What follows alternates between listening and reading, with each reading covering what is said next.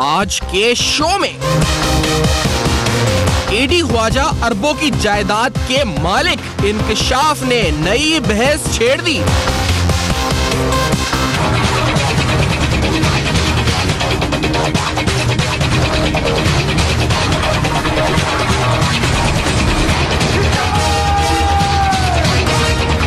Floor mills, petrol pump, ज़राए अराज़ी, ज़राए आमदनी पर उठते सवालात। क्या सिंध हुकूमत शफ्फाफ तहकीकात के लिए संजीदा?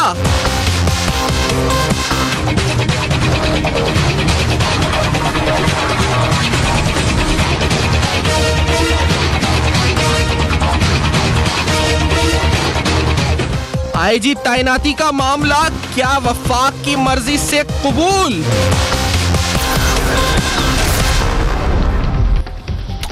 अस्सलाम वालेकुम। पसे पर्दा हकायक सनसनीखेज इंकशाफात प्रोग्राम बेनकाब में हूँ आपके साथ सैफान खान। इंतहाई अहम मामला, इंतहाई पेचीदा, इंतहाई संगीन मामला, क्योंकि मामला करप्शन का है, बदउनवानी का है।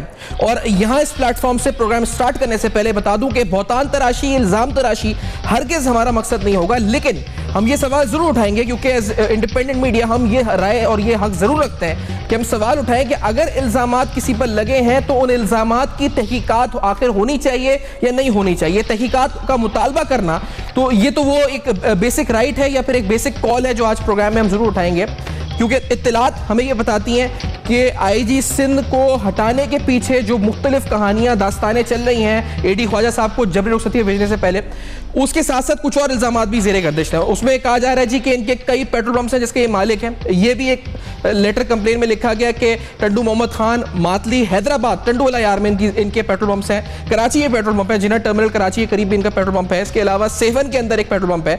इन पर इल्ज़ामात में ये भी लगाया जा रहा है कि टंडू गुलाम हैदर में 800 एकड़ ज़मीन इनकी है, और इसके साथ साथ ये भी इल्ज़ाम लगाया जा रहा है कि ठट्टा और मीरपुर खास में इनकी ज़रई ज़मीन यानी एग्रीकल्चर लैंड जो है ओन करते हैं। इन पर इल्ज़ामात में ये भी शामिल कि बदीन में 2 फ्लोर मिल्स भी इनकी हैं। अब ये आप वो साइड, वो पिक्चर देख रहे हैं क्योंकि आपने अब तक एक रुख तो जरूर देखा है और हमने ये दास्तान जिसके हम जिक्र जरूर करेंगे प्रोग्राम में कि आखिरकार वजह क्या थी इनको हटाने की, इनकी बरतरफी की, क्योंकि अब तो इंडिया ये भी मिला है सीएम सिंध से कि इनको हटाया जाएगा। और क्या सिंध हुकूमत को ये इख्तियार होना चाहिए नहीं होना चाहिए, ये सवाल जरूर उठाएंगे। लेकिन इनके पास इतनी दौलत आई कहाँ से? क्या सिंध हुकूमत इसकी तहकीकात करेगी? आया या सासे इनकी मलकियत है या किसी और की है, यानी इनको ये इनहेरिटेंस से मिले हैं या ये खुद ओन करते हैं? ज़राए आमदनी क्या है? आईजी बनने से कबल या ओहदा संभालने के बाद ये इन्होंने हासिल किए तमाम असासे या इनकी जो मिल्कियत है? सरमाया कहाँ से आया? इसके ज़राए क्या हैं? Basic question. जब हम देखते हैं जायदादों का नाम सुनते हैं तो अगला सवाल ये उठता है कि ये सब दुरुस्त है तो क्या इसका टैक्स अदा किया गया है? Very important question. तो आज के प्रोग्राम में जिस तरह मैंने कहा कि जब आप एक तरफ देखते हैं, एक खबर का एक रुख देखते हैं जिस रुख में ये बताया जा रहा है कि इनको हटाने के पीछे ये मकासद हैं, जिसको हम डिस्कस जरूर करेंगे कि क्या इन्होंने किसी शुगर मिल की सप्लाई के हवाले से कुछ काम किया या राव अनवर की बरतरफी या राव अनवर की बहाली से कोई ताल्लुक था इनका। लेकिन इसके साथ साथ जो इल्ज़ाम एडी ख्वाजा साहब पर लग रहे हैं, क्या उनकी तहकीकात सिंध हुकूमत कर रही है? इत्तलात है कि सिंध हुकूमत मुताल्लिका इदारों को खत लिखकर तहकीकात का आगाज कराने लगी। लेकिन ये जो इल्ज़ामात हैं, जो डॉक्यूमेंट्स हैं, ब्रेक के बाद ये मैं भी आपको दिखाऊंगा डॉक्यूमेंट्स भी, और इसके साथ सवाल हम ये उठाएंगे कि आखिरकार ये तमाम मामलात इनको तहकीकात करके मंतकी अंजाम तक लेके जाया जाएगा या नहीं लेके जाएगा। मेरे साथ आज टेक्निकल पैनल होगा और हम जिस तरह मैंने कहा कि स्टोरी को दोनों जावियों से एनालाइज करेंगे। आपने एक साइड तो देखी है कि ईमानदार है, प्रोफेशनल है, बिल्कुल है, और हम यहाँ पे ये नहीं कह सकते कि कोई ईमानदार नहीं है, ना हम ये कह सकते हैं कि कोई प्रोफेशनल नहीं है, लेकिन हम ये सवाल जरूर उठा सकते हैं कि अगर इल्जामात लग रहे हैं तो क्या उनकी तहकीकात होगी या नहीं होगी। आज बड़ा इंपॉर्टेंट प्रोग्राम है बेनकाब का। After this very short break मेरे साथ पैनल होगा, मेरे साथ कुछ डॉक्यूमेंट्स होंगे, आपको दिखाएंगे भी, बेनकाब करेंगे कुछ इंपॉर्टेंट मामलात को जो अब तक पसे पर्दा है। देखते रहेगा अब तक।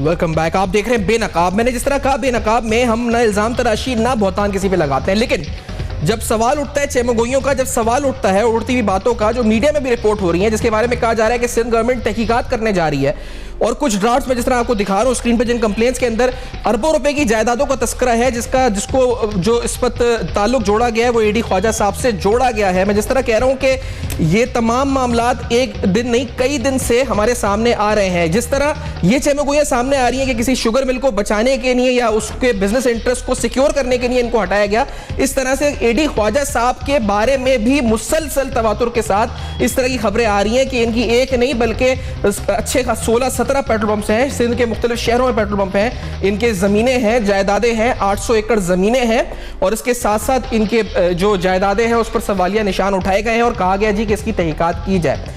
अब आखिर सवाल यहां पर जिससे दोनों चेमोगोइयां हैं, एक मैंने जिस तरह कहा कि चेमोगोई ये भी हो रही है कि आखिरकार इनको हटाने के पीछे कुछ बिजनेस इंटरेस्ट हैं, खास लोगों के सिक्योर किया गया उनको, उनमें कितनी सच्चाई है।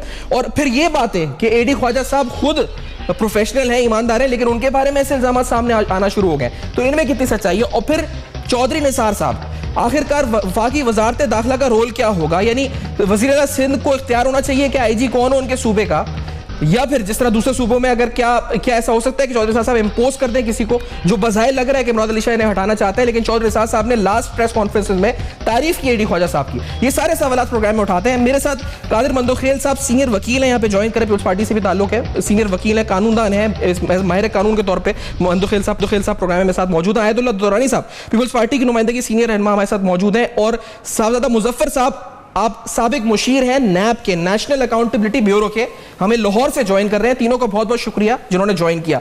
मैं मंदोखेल साहब आपसे स्टार्ट करना चाहूंगा। सर, मैंने ये कागजात देखे और ये मैंने पढ़े सारे डिटेल के अंदर, आपके नज़र से भी यकीनी तौर पर गुजरे हैं, आपके जहन में क्या सवाल उठते हैं एडी ख्वाजा साहब के बारे में? ये तमाम चीज़ें पढ़ने के बाद आपको डाउट क्रिएट होता है, क्योंकि मैंने पूरे जगह सब जगह तारीफ सुनी है, कॉम्पिटेंस की, उनके प्रोफेशनलिज्म की, उनकी ईमानदारी की, लेकिन ये फिर क्या है सब ये सब जो है?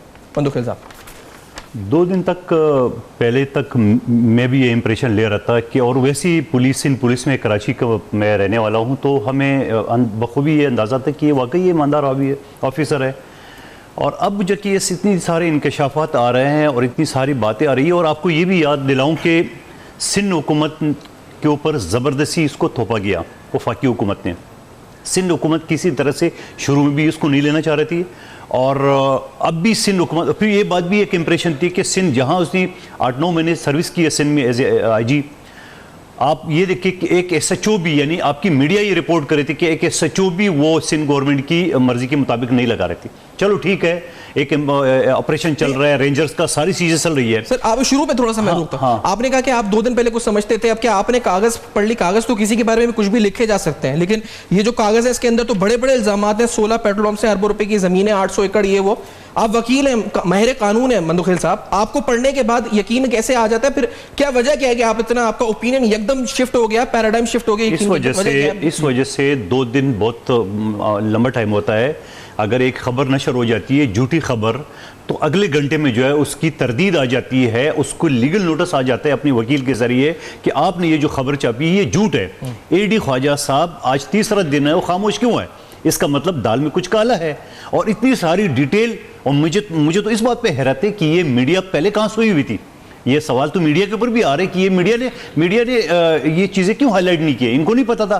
और फिर चौधरी निसार अली खान से, जो कि वैसे सिंध दुश्मनी में वो हर जगह सफ़े अव्वल के किरदार अदा कर रहा है, वो उनके हक में अब मैं, चूंकि FIA भी उनके अंडर है, और चौधरी निसार अली खान से मैं अब इनसे सवाल मुतालबा करता हूँ कि अब आप हिम्मत दिखाए, आपके चहते के खिलाफ इतने सारे इंकशाफात हो रहे, अब आप FIA के जरिए एक गैर जानिबदारी कमीशन जो है ना वो कायम करे और इस चीज़ को इंक्वायरी कर ले। और अगर इंक्वायरी में ये एडी ख्वाजा साहब आ जाते हैं जद में, तो मैं समझ लूँ कि इसमें इनके सारे काली करतूतों में चौधरी निसार अली खान, जो कि वैसे सहूलतकार के तौर पे मशहूर है, ये बराबर के शरीक है। नहीं सर, ये हम अभी नहीं कह सकते कि क्या है, क्या करतूत क्या नहीं है, क्योंकि ये तो साबित होने, तहकीकात होनी है। तो वो तो है ना, अभी तरदीद क्यों नहीं आ रहा है? मेरी बात सुन, अब आप मेरे खिलाफ एक खबर तो चल के दिखाए, मैं कामज़ आदमी हूँ, मैं अगले घंटे में आपको नोटिस दे दूंगा। कानूनी मुतालबा आप ये कह रहे हैं कि इस वक्त फौरी तौर पर तहकीकात होनी चाहिए, जिसके बारे में सुन रहे हैं कि सिंध गवर्नमेंट तहकीकात करवा रही है। सिंध हुकूमत को तो बिल्कुल करना चाहिए, और लगाया क्यों था? देखिए, अगर ये पहले नहीं पता था कि ये सारी हमारी जमीन है या पेट्रोल, ये पता नहीं था, इल्म नहीं होता क्या होता है? नहीं पता था, इस वजह से नहीं पता था। अगर पता होता था, और वैसे भी जो सिंध में ऑपरेशन कराची में चल रहा था,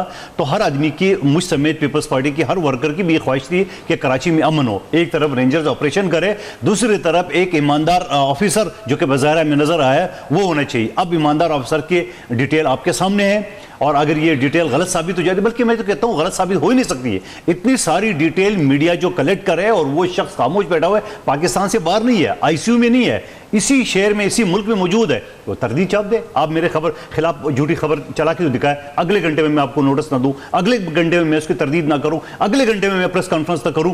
ये क्या बात है कि आज तीसरे दिन है वो खामोश बैठा हुआ, इतनी अरबों की जायदाद जो चर्चा हो रही है चारों तरफ सारी चैनल पे, और वो मौसूफ खामोश बैठा हुआ है। तो इसका मतलब क्या है? सादात मुजफ्फर साहब, आपकी तरफ आते हुए, आप नैब के मुशीर रहे, लीगल कंसल्टेंट, आपने नैब को लीगली कंसल्ट किया काफी अरसा। ये मुझे बताएं सादात साहब कि इस तरह की खबर आती है, हमने बहुत से प्रोग्राम्स किए, मैंने जिस तरह कहा बहुतान तराशी, इल्जाम तराशी असल मकसद नहीं है, लेकिन जब किसी के एसेट्स जब इतने ज्यादा एक्यूमुलेट हो जाए और उस पर सवालात उठे, वो मीडिया पर उठे, शेर सुर्खियां अखबारों में लगे, या फिर कागजात की सूरत में सर्कुलेट होना शुरू हो जाए, नैब का किरदार उस सिलसिले में फिर बनता क्या है? साहब क्या होता है?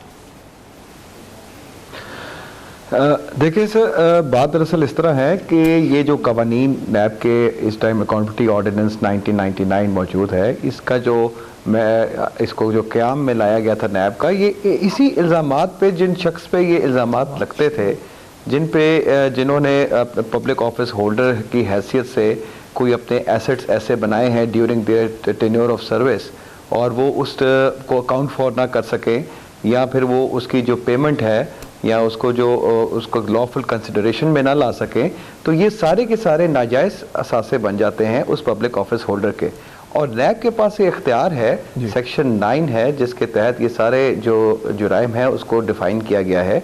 उसके तहत ये एक जुर्म बनता है कि अगर किसी आदमी के पास, ना सिर्फ उस शख्स के पास, बल्कि अगर उसकी औलाद है, उसके बेनामेदार्स हैं या उसके एसोसिएट्स हैं, उनके नाम भी अगर एसेट्स हैं और सोर्स इससे कनेक्ट हो रही है, और डायरेक्टली और इनडायरेक्टली, तो वो भी अकाउंट फॉर कर उसके ज़िम्मे में आता है।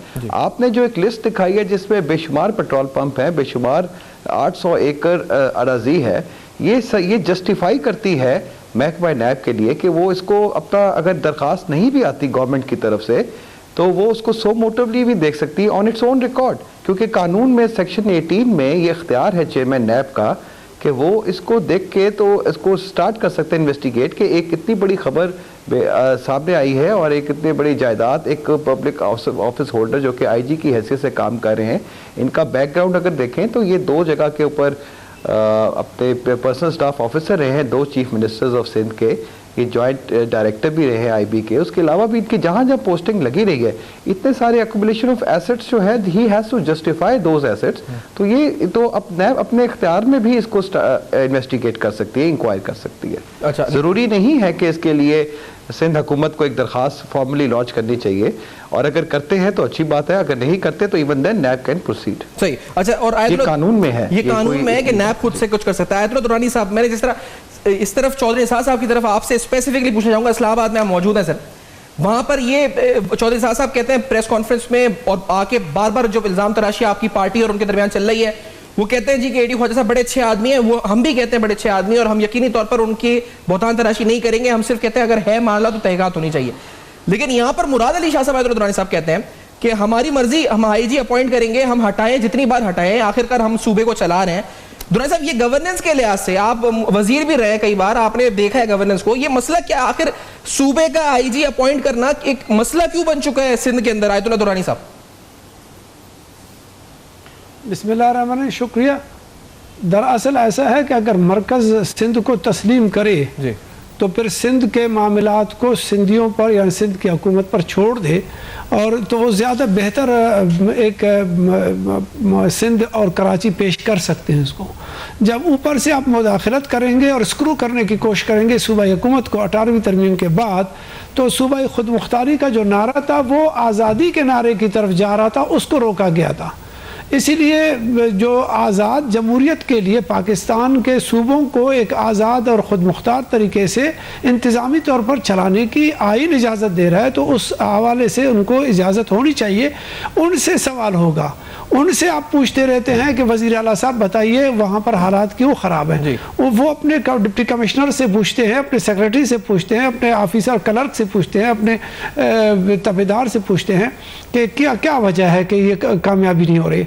उन्होंने, जब आप चाहते हो कि करप्शन ख़त्म हो, मुराद अली शाह की मुरादें तब पूरी हो जाएंगी जब उसको इख्तियार बाइख्तियार सूबा मिल जाए। अगर मरकज़ उसको हर तरफ से स्क्रू करने की कोशिश करेगा। आपने सिंध की बात की दुरानी साहब, ये मुझे क्लियर करते चलें, क्या शहबाज शरीफ साहब आईजी लगाते हैं पंजाब का, तो चौधरी निसार साहब की मंशा या चौधरी निसार साहब की कंसल्टेशन या उनका ओपिनियन बहुत मैटर करता है चौधरी निसार साहब का, या शहबाज शरीफ साहब का ज्यादा मैटर करता है?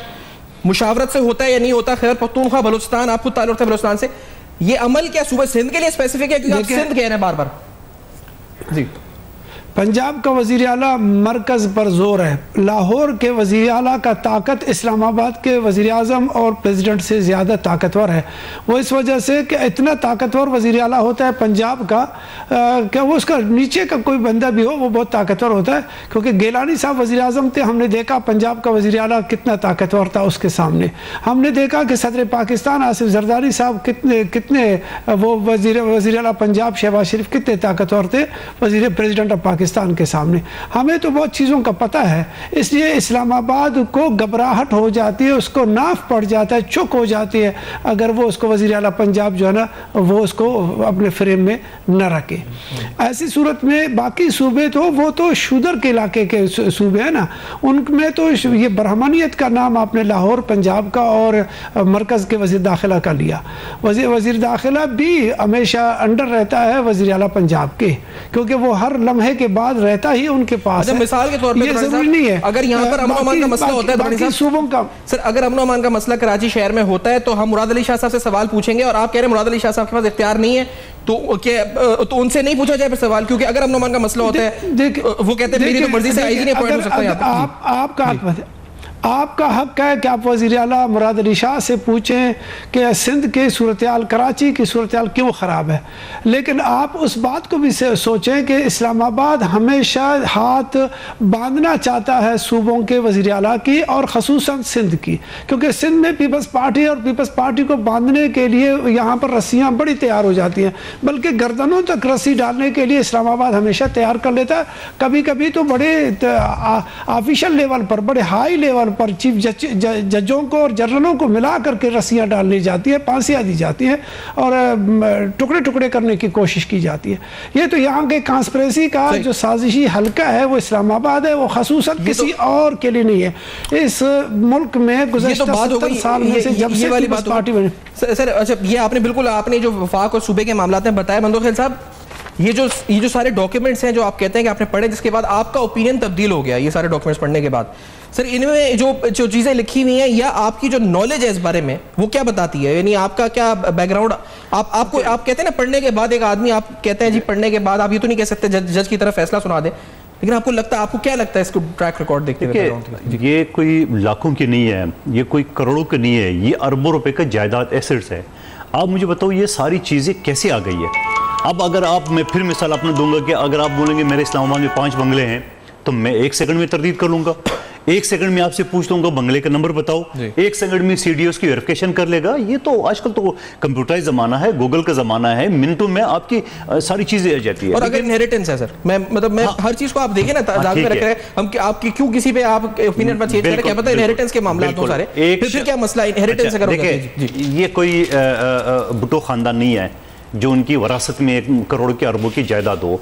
ये उस शख्स का वालिद गरीबी कोई ऐब नहीं है, मैं उसको नहीं कहूँ। इनकी वालिद मोहतरम ने सिर्फ 44 एकड़ चौड़े 3 भाइयों और बहनों के लिए, वो एक काश्तकार था और एक घास काटने की मशीन जो है ना वो किराए पे देता था। ये पूरा आपकी मीडिया पूरी रिपोर्ट करे उस पर, वो कोई लैंडलॉर्ड नहीं था। तो जब एक लैंडलॉर्ड नहीं था और एक पुलिस ऑफिसर आके ये अरबों रुपए की जायदाद कहाँ से बना ली है, जबकि उसके ऊपर लेबल जो है ना वो ईमानदार का लगा हुआ है। और फिर दूसरी बात ये कि मेरे नॉलेज के मुताबिक तो ये है भी डिपुटेशन पे। आखिर जो सुप्रीम कोर्ट ने लास्ट ईयर जो एक फैसला सुना दिया है कि जो डिपुटेशन पे वो अपने पेरेंट डिपार्टमेंट में चले जाए, तो ये क्यों बैठा हुआ अभी तक? ये भी क्या हकीकत है? इसकी भी इंक्वायरी होनी चाहिए। मेरी बात को जुटलाए कोई कि ये भी हकीकत है। और फिर दूसरी बात ये है कि ये कायक जो ये एकदम उसके ऊपर ये इल्ज़ाम सिंध हुकूमत पे लगाए कि जिनकी शुगर मिल के फलां साहब के ये क्यों आए, ऐसा क्यों है? ये एक प्रोपेगेंडा जो मुहिम एकदम चलाई गया। एक सेकंड मुझे ब्रेक लेनी है। रेपुटेशन वाली बात आपने जो छेड़ी है मैं उस पर जरूर आऊंगा, और क्योंकि जिस तरह मैंने कहा चेमा गोइयां या फिर वो कॉन्स्पिरेसी जो चल रही हैं इस वक्त, उन कॉन्स्पिरेसीज के अंदर 2-3 मामला डिस्कस किए जा रहे हैं कि शुगर बिल थी बदीन शहर के अंदर, उस हवाले से कुछ मामला हैं। ये भी कहा जा रहा है कि राव अनवर साहब की बहाली से लेकर मामला हैं, अजीजाबाद में असला बरामदगी से मुतल्लिक केस है उसके मामला हैं। वो कॉन्स्पिरेसीज भी डिस्कस करेंगे और साथ साथ ये सारे मामला आखिर किस तरफ इशारा कर रहे हैं। After this very short break देखते रहेगा अब तक।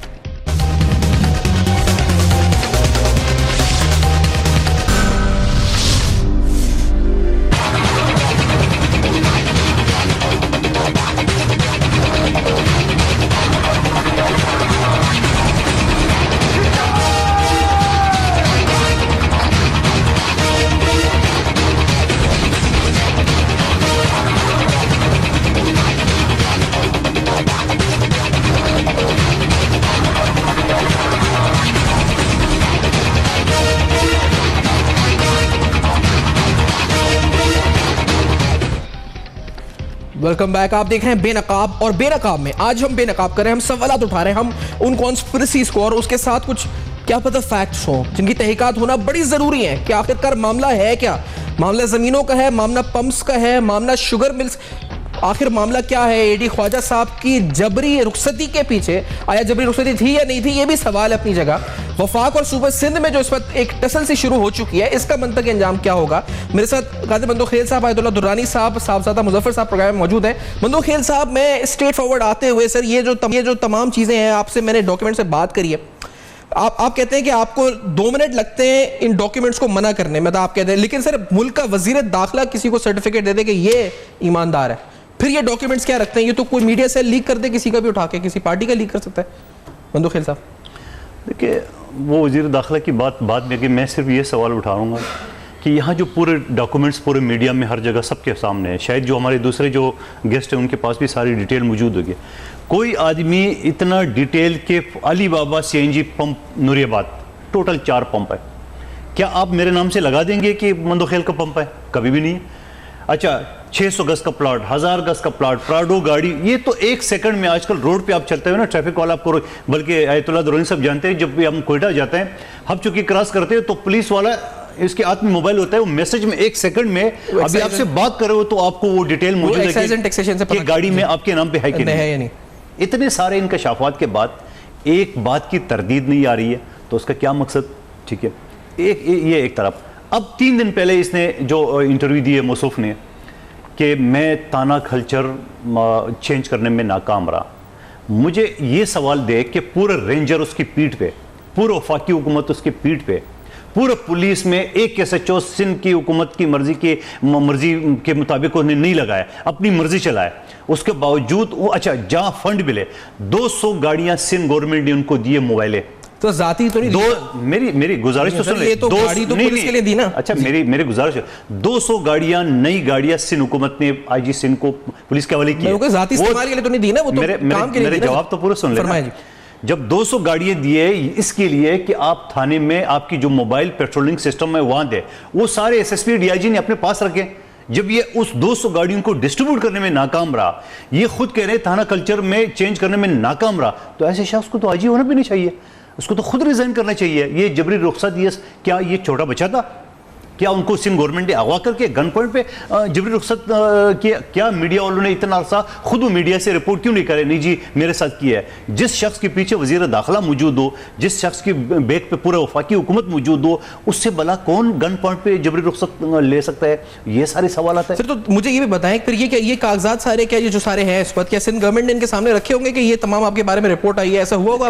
ये तो मैं नहीं कह सकता हूँ, लेकिन ये कि मेरे ख्याल में अगर ये रुखसत पे जो खुद ही चले गए और तो शायद ये सारी चीज़ें उनको नजर आ गई, कहीं से कहीं उनको हवा लगी हुई है कि ये सारी चीजें मेरे खिलाफ आ रही, इससे पहले कि मैं बेइज्जत होकर जाऊं तो मैं इज्जत से ही रुखसत पे चले जाऊं। और मैं ये सारी चीज को, ये सारी करप्शन तो एक तरफ, उसकी कारकर्दगी आप देख ले, 8-9 महीने आईजी सिंध रहा, इसने क्या किया। देखो जो भी सवाल आता है, कहीं भी कोई बम ब्लास्ट होता है, कहीं भी कोई बंदा कत्ल होता है, तो फौरन सिंध गवर्नमेंट नाकाम है, सिंध गवर्नमेंट ने ये कैसे, क्या आईजी से कोई नहीं पूछ सकता है जी?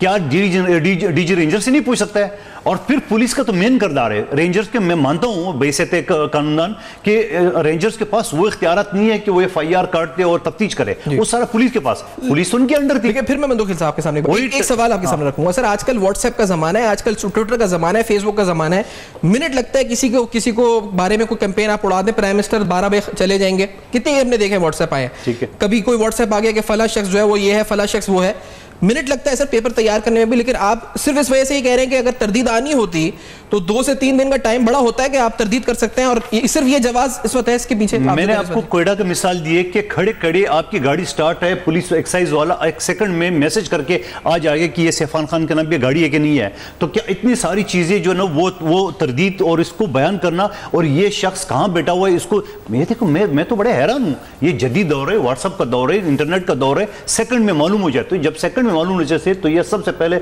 इनको प्रेस कॉन्फ्रेंस ही नहीं है, किसी भी जर्नलिस्ट को टेलीफोन करे कि ये सारी डिटेल है, ये मेरे नाम से नहीं है, मेरे खानदान के नाम से, ये झूठ है, फ्रॉड है, और मैं एक चैनल वालों के खिलाफ अतक इज्जत का दावा कर दूंगा। कहाँ है? अगर वो खामोश है तो क्यों है? दुरानी साहब ये मुझे बताएं, आप ये जरूर बात बताएं सर, ये जो मामला शुगर मिल का है कि किसी खास शख्सियत की शुगर मिल थी बदीन शहर में, उस शुगर मिल को काश्तकारों को कहा गया कि शुगर वहीं से खरीदनी, आपको वहीं बेचनी अपनी उसी शुगर मिल को, वो नहीं हुआ तो उस पर सजरिश की इन्होंने SP की।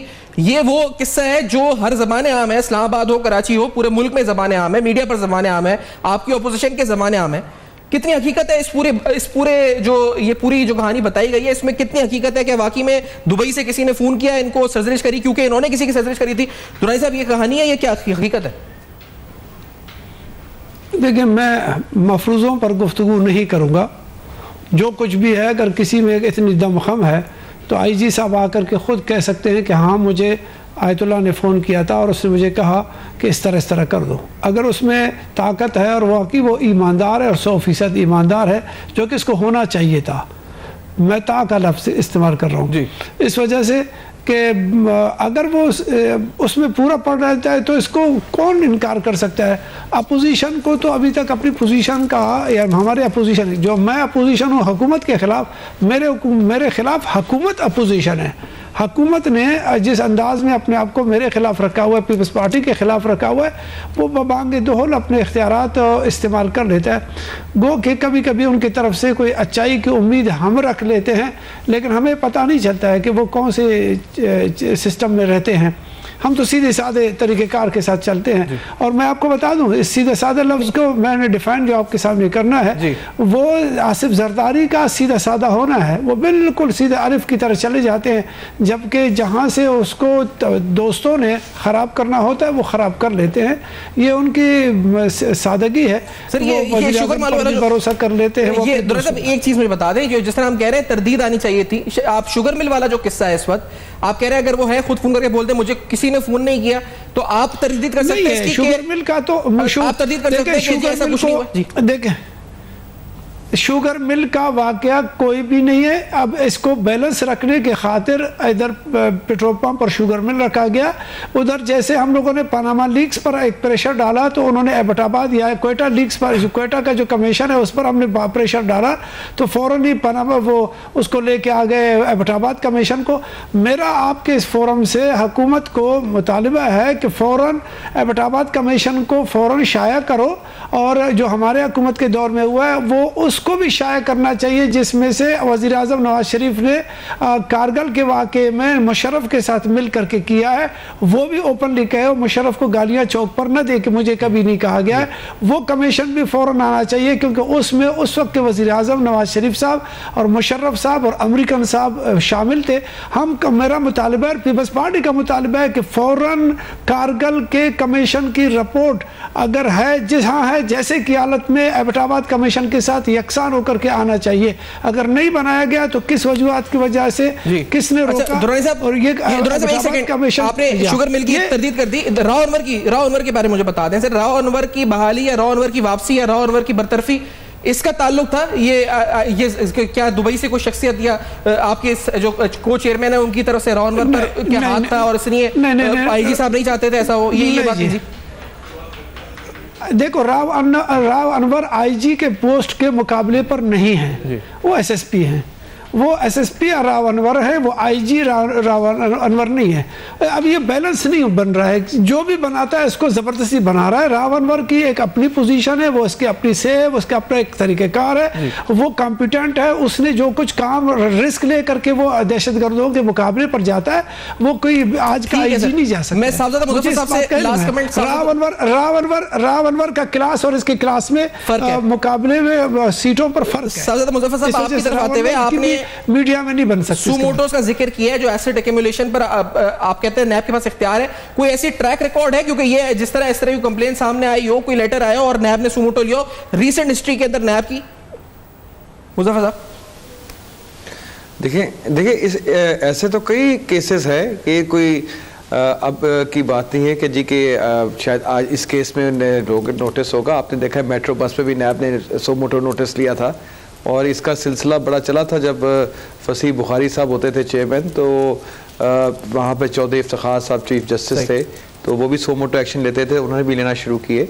तो सोमोटो एक्शन जो है ये बेसिकली जहाँ पे ये एक अनर्थ हो जाती है ऐसी टाइम पर पहुंचा है मुज़फ़्फ़र साहब, दुरानी साहब और कादिर बंदूक साहब ने ज्वाइन किया। बहुत सारे सवाल आते हैं, बहुत तराशी नहीं, इल्ज़ाम तराशी नहीं, किसी को डिफेम करना मकसद हरगिज़ नहीं, लेकिन जब सवालात उठ रहे हैं एक तरफ से और सवालात ये उठ रहे हैं कि शुगर मिलों का मामला था, सवाल राव अनवर का था, तो सवालात दूसरी तरफ से भी उठ रहे हैं कि आखिरकार क्या कोई एसेट्स थे, क्या कोई जायदादें थी, पेट्रोल पंप्स थे, अरबों रुपए की जायदादें थी, और अगर थी तो वो किसकी थी, कैसे आई, कहां से आई, ये सवालात उठ रहे हैं जिनकी तहकीकात होनी चाहिए। फीडबैक जरूर लिखिएगा फेसबुक, ईमेल और ट्विटर पर। देखते रहेगा अब तक।